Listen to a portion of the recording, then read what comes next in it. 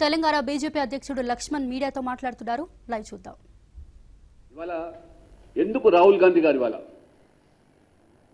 అస్సాంలో ఉన్నటువంటి ఎన్ఆర్సీ మీ కాంగ్రెస్ పార్టీ వైఖరి ఎందుకు తేల్చలేకపోతున్నారు? ద్వంద్వ నీతి ఎందుకు? అస్సాంలో ఒక రకంగా, బెంగాల్లో ఒక రకంగా, హైదరాబాద్లో ఒక రకంగా ఎందుకు ఈరోజు మీరు ద్వంద్వ నీతిని అవలంబిస్తున్నారు? ఇవాళ మీరు మీ వైఖరి ఏంటో స్పష్టం చేయండి ఎన్ఆర్సీ పట్ల.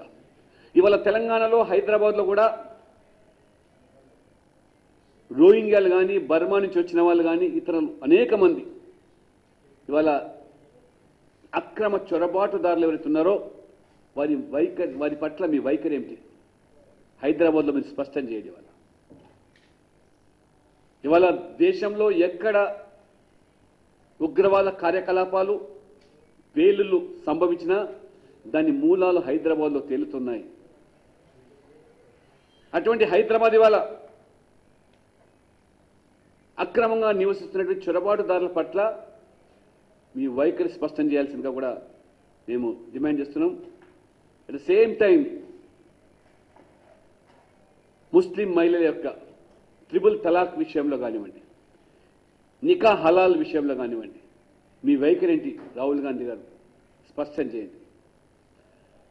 రాహుల్ గాంధీ 2 రోజుల పర్యటన వల్ల కాంగ్రెస్ పార్టీ రాష్ట్రంలో పగటి కలలు కంటున్నారు.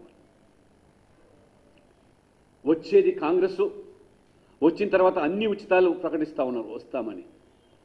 తెలంగాణలో కాంగ్రెస్ వచ్చేది లేదు, చచ్చేది మాత్రం కాంగ్రెస్ పార్టీ మాత్రమే అని చెప్పి కూడా ఇవాళ చాలా స్పష్టంగా ప్రజలు, తెలంగాణ ప్రజలు ఈ పార్టీకే, కాంగ్రెస్ పార్టీ కనీసం ఇవాళ ఎన్నికలు జరిగితే పోటీ చేయలేటువంటి మరి పరిస్థితిలో కాంగ్రెస్ ఇవాళ ఉన్నదంటే, 2 ఎన్నికల్లో హైదరాబాద్ గ్రాడ్యుయేట్స్ ఎన్నికలు జరిగితే అభ్యర్థి పెట్టలేని దుస్థితిలో కాంగ్రెస్, వరంగల్ గ్రాడ్యుయేట్స్కు ఎన్నికలు జరిగితే బరిలోకి దించలేని నైరాశ్యంలో ఉన్నటువంటి కాంగ్రెస్ పార్టీ, హైదరాబాద్లో మున్సిపల్ కార్పొరేషన్ ఎన్నికలు జరిగితే ఇవాళ 1 సీటు కూడా పొందలేని కాంగ్రెస్ పార్టీ ఇవాళ ఏదో వచ్చేది కాంగ్రెస్, మీ మీద ఉచితాలు ఇస్తామని మాట్లాడుతుంటే నవ్వుకుంటున్నారు తెలంగాణ ప్రజలు.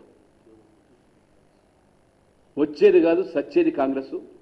మీరు వచ్చేది లేదు, పెట్టలేదు, నిరుద్యోగ భృతి ఇస్తామంటున్నారు, 2 లక్షలు ఏకాలం మాఫీ చేస్తామంటున్నారు, మహిళా సంఘాలకు డ్వాక్రా రుణాలు మాఫీ చేస్తామంటున్నారు. మీ 10 సంవత్సరాల పాలన ప్రజలు మర్చిపోలేదు. ఆంధ్రప్రదేశ్లో తెలుగు ప్రజలు బంధు ప్రీతి, వారసత్వ రాజకీయాలు, కుంభకోణాలు పెట్టింది పేరు.